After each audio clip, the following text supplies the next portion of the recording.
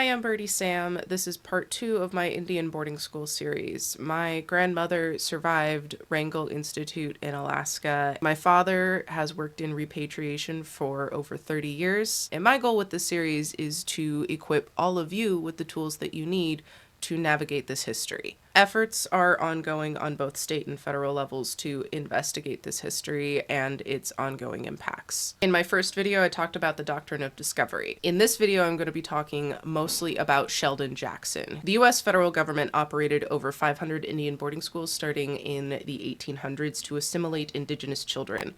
While experiences did vary, evidence and firsthand testimony of labor exploitation and physical and sexual abuse of students are widespread.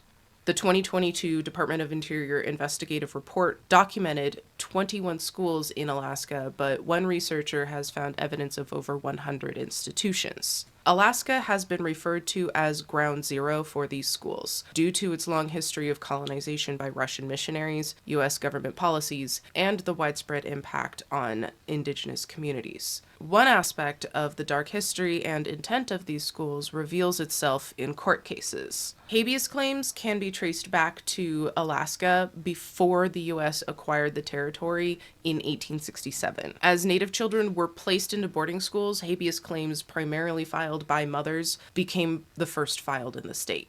Jackson was securing contracts with Tlingit parents, convincing them to give up their children for a period of 5 years for a small sum of money. In 1885, a Tlingit family filed a habeas claim for their children who were attending the Presbyterian boarding school in Sitka. After the family was denied visits with their children, they issued a writ of habeas corpus against Dr. Sheldon Jackson, at the time superintendent of the Rocky Mountain District of the Presbyterian Board of Home Missions, arguing that their children were being held against their will. Judge Ward McAllister ruled in favor of the Tlingit family, stating that the school could not claim full custody over the students in its care. But Sheldon Jackson, after lobbying for a new judge, a later case ultimately overturned the decision. A district court case involved C.N. Replogle, an operator of a Juneau boarding school who sought the arrest of a Tlingit child's mother for not returning her child to the school's custody. The court ruled in favor of Replogle, leading to the mother's arrest, and the child was sent back to the boarding school. These cases reflect the coercive legal measures that were used to enforce Indigenous children's attendance at boarding schools during this era. Sheldon Jackson was a Presbyterian missionary, and he was pivotal in establishing assimilation schools in Alaska. He worked with Carlisle's eventual superintendent, Richard Pratt, to bring Native children from all over the U.S. to Carlisle.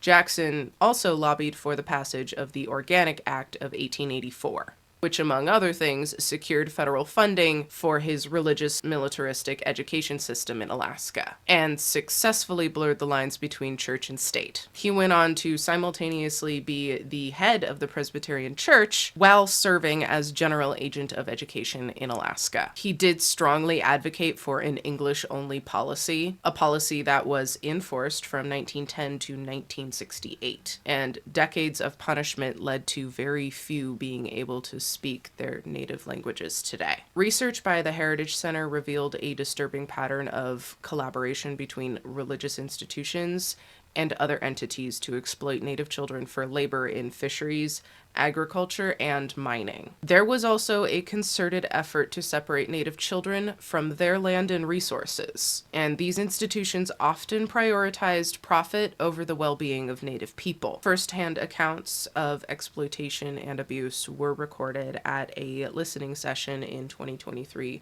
during the Road to Healing tour hosted by the Department of Interior. The Native American Boarding School Healing Coalition is hosting culturally sensitive interviews with former students, while also advocating for the Truth in Healing legislation to be passed on a federal level so the next stage of these investigations can take place. H.R. 7227 and S. 1723 are currently being considered by Congress. Many of you have been helping me with a petition to support this legislation. Thank you to everyone who has signed and shared. This legislation is our next step when it comes to investigating the boarding schools, and it needs all of the support that it can get. I will be linking a petition that I have set up for folks to sign below. Please continue to engage with all content that is educating folks about what happened at Indian boarding schools. The main ask I am hearing from survivors is that folks learn about what happened. In my next video, I aim to talk more about this legislation, as well as other aspects of this history that